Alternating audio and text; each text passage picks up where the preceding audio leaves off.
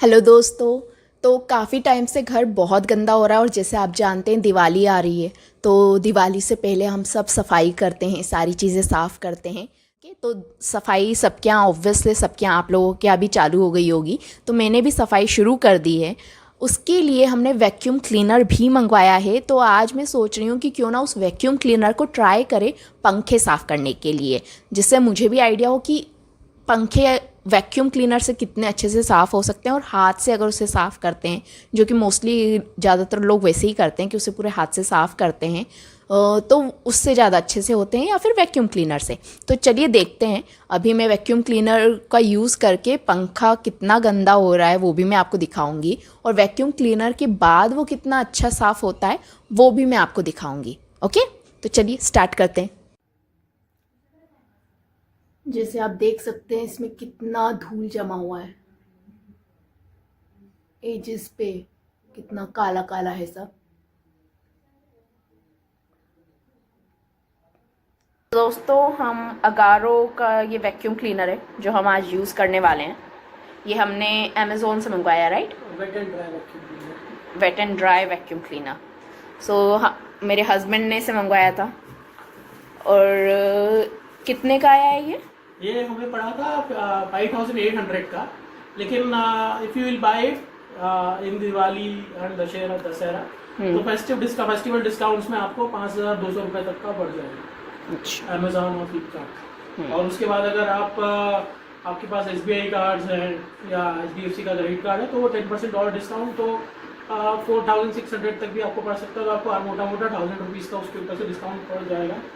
हमने थोड़ा जल्दी कर दी, जिसके लिए आज मुझे चिल्ला रही है, आज तक मेरे ऊपर चिल्ला रही है। इसकी एक्सेसरीज देखेंगे सारी, इसमें कई सारी एक्सेसरीज आई हैं जो कि हम अलग अलग पर्पज़ के लिए यूज़ करते हैं। सबसे पहले एक्सेसरीज बाद में बोलते हैं, पहले वैक्यूम क्लीनर के बारे में बताते हैं। ये वैक्यूम क्लीनर है अगारो ब्रांड का। Agaro is basically a Chinese brand जो कि काफ़ी फेमस हो गया है वैक्यूम क्लीनर्स और होम यूटिलिटी प्रोडक्ट्स में। So Agaro is one of them. It is a good company. If you will see the body of vacuum cleaner, तो that is also very sturdy body है इसकी। देखेंगे तो इसका tank metallic है। ऊपर जो मटेरियल है it is also very hard and very strong build plastic, तो ये भी टूटने के चांसेस कम है। और यहाँ पर नीचे व्हील्स हैं। ये व्हील्स होने के कारण क्या है कि आप आसानी से इसको एक रूम से दूसरी जगह पर ले जा सकते हो।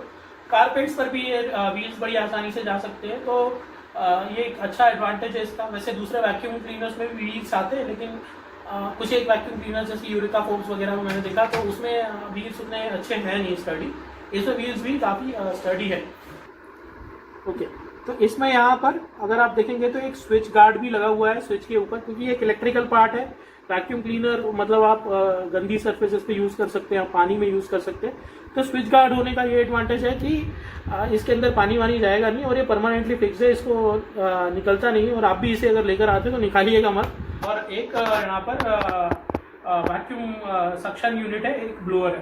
तो यहाँ पर दोनों हैं। अगर मान लीजिए आप किसी ऐसी सरफेस को क्लीन करना चाह रहे हैं जहाँ पर कचरा थोड़ी ज़्यादा मतलब अच्छे से ज़्यादा चिपका हुआ है, तो हो सकता है वहाँ पर ब्लोअर थोड़ा और इफेक्टिव हो जाएगा उस कचरे को पहले चिपकी हुई जगह से थोड़ी। लेकिन अगर डर्ट ज़्यादा चिपकी हुई है तो उसमें वैक्यूम क्लीनर या ब्लोअर दोनों ही काम नहीं आएंगे। वहाँ पर आपको पहले उसे स्क्रब करना पड़ेगा फिर निकालना पड़ेगा। And if you see the metallic body it is also very very study. अब हम इसके ऊपर का जो इसका हैंडल है उसको देखते हैं, तो हैंडल भी काफ़ी स्टडी है। यहाँ पर इसका जो लॉकिंग मैकेनिज्म है स्टडी, तो आप इसको उठा सकते हैं आसानी से। इसके अंदर आपको कोई दिक्कत आने नहीं वाली है। अंदर एक फिल्टर यूनिट भी है। अगर मैं इसको ओपन करके दिखाता हूँ तो इफ यू विल सी इसके अंदर फिल्टर भी है। ये रहा इसका फिल्टर। आप देख सकते हैं कि इस फिल्टर के अंदर की सरफेस पे काफ़ी सारा कचरा जमा हुआ है, क्योंकि जो भी डर्ट रहती है इस फिल्टर के नीचे डिपॉजिट होती है, इस फिल्टर के ऊपर डिपॉजिट नहीं होती है। तो इसके साथ में कई सारे अटैचमेंट्स आए हुए हैं, तो हम एक एक अटैचमेंट को अच्छे से पहले देखते हैं, समझते हैं कि what is the use for all those attachments. तो पहला अटैचमेंट है ये। इसको हम जब हम वैक्यूम क्लीनर यूज करने वाले हैं तो उसके ऊपर लगाएंगे, और जब हम ब्लोअर यूज करेंगे तो वैक्यूम क्लीनिंग का जो पोर्शन है उसके ऊपर लगाएंगे। एडवांटेज है कि जब हम ब्लो करते हैं तो जो भी कचरा बाहर जाता है तो उसमें वापस से डर्ट बाहर नहीं जाती है, और जब अंदर खींचते हैं तो इसके थ्रू डर्ट अंदर नहीं आती है। तो यहाँ पर एक छोटा सा फिल्टर है जो कि बहुत इंपॉर्टेंट है, अभी हम इसको लगा के बताते हैं। तो ये जो फिल्टर है, ये फिल्टर हमें लगाना है सबसे पहले तो ब्लोअर यूनिट के ऊपर, ताकि बाहर का कोई कचरा इस तरफ से अंदर ना आ जाए, और जो भी हवा बाहर जाती है तो वापस कचरा बाहर ना आ जाए किसी भी हालत में। तो ये इसके ऊपर लगता है। इसके ऊपर जाने के बाद इसे हमें क्लॉकवाइज रोटेट करना है। तो ये देखिए बड़े अच्छे से फिक्स हो गया इसके ऊपर। दी next that I have got is ये हैंडल जो है ये बड़ा छोटा हो जाता है। इसका ये यूज केस है कि आप इससे आसानी से नीचे पहुंच सकते हैं। अगर आपको ऊपर कुछ क्लीन करना है तो पाइप क्योंकि बेंड हो जाता है, ये बेंड नहीं होता है, तो ये काफ़ी यूजफुल चीज़ है और ये छोटा बड़ा भी हो जाता है। तो ये एक बहुत अच्छा अटैचमेंट है, इसको भी हम लगा के देखेंगे। And but the first thing that we have to use as an attachment इस पाइप को एज एन अटैचमेंट इसके ऊपर लगाते हैं। फिट करने के बाद इसको हमें एंटी क्लॉकवाइज घुमाना है। तो जैसे ही देखिए मैं एंटी क्लॉकवाइज घुमाता हूँ, ये सक्शन यूनिट इसके ऊपर फिट हो गया। ये जो पाइप है इसमें एक और चीज़ है, यहाँ पर एक होल दिया। इस होल का यूज़ है कि इससे आप वैक्यूम का प्रेशर कम या ज़्यादा कर सकते हैं। सबसे पहले एक बार हम इसके ऊपर पाइप लगा देते हैं सो दैट जगह पर पहुँचना ईजी हो जाएगा। तो ये हमने इसके ऊपर पाइप फिक्स कर दिया है। ये पाइप बड़ा अच्छे से फिक्स हो चुका है, उसके ऊपर निकल नहीं रहा है, which is very good. Now हम लोग एक एक अटैचमेंट्स लगा के आपको हम दिखाते हैं। तो फर्स्ट इज जो ये ब्रश है, ब्रश लगाते हैं।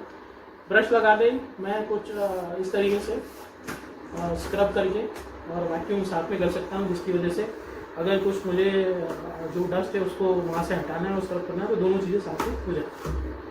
तो दिस इज़ वन अटैचमेंट।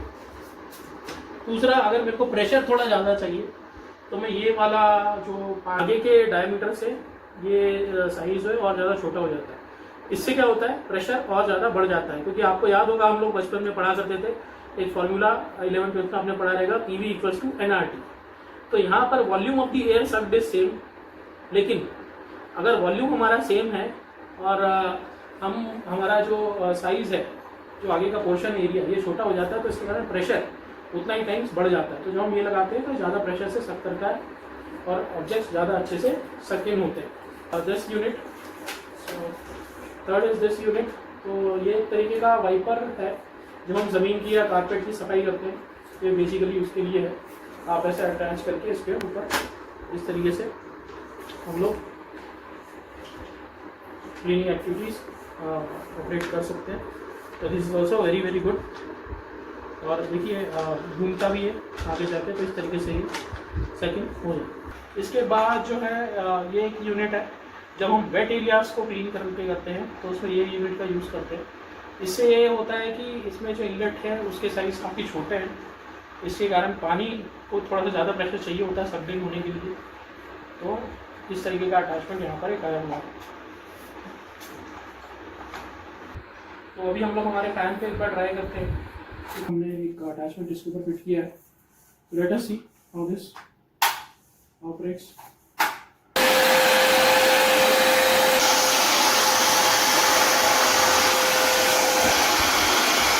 इसमें देख सकते हैं हम लोग कि इसमें कुछ बड़े पार्टिकल्स तो सक्ड इन किए हुए हैं, लेकिन जो छोटे पार्टिकल्स हैं जो थोड़े ज़्यादा चिपके हुए हैं तो पहले वो लूज़ करने पड़ेंगे। इससे आगे ब्रश है और ब्रश से क्या करेंगे हम लोग, पहले स्क्रब करेंगे। स्क्रब के साथ में वैक्यूम भी साथ में होता जाएगा। तो इसके कारण क्या है कि जो डर्ट पार्टिकल्स, लूज पार्टिकल्स वो नीचे नहीं गिरेंगे, इसके अंदर ही सक्ड इन हो जाएगा। तो लेट अस स्टार्ट।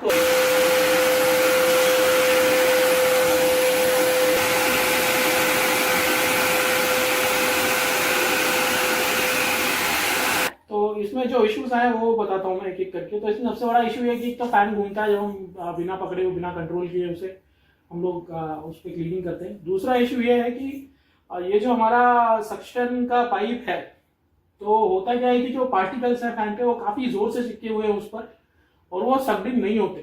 तो सबसे पहले तो उसको लूज करना पड़ेगा। तो बेटर यही है कि आप वैक्यूम क्लीनर ना यूज़ करते हुए अगर आपको फैन क्लीनिंग करना है तो सबसे पहले आप कपड़े से ही क्लीन कर लीजिए। उसके बाद जो डर्ट नीचे गिरती है वो आप वैक्यूम क्लीनर से यूज़ कर सकते हैं। मान लीजिए नीचे आपका बेड है, उस पर अगर कोई डर्ट गिर रही है तो आप उसे वैक्यूम क्लीनर से यू कैन क्लीन।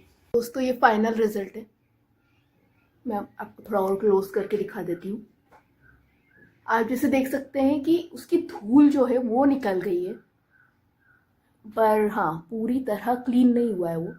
जो ये काले काले धब्बे हैं वो आपको कपड़े से ही, गीले कपड़े से साफ करना पड़ेगा।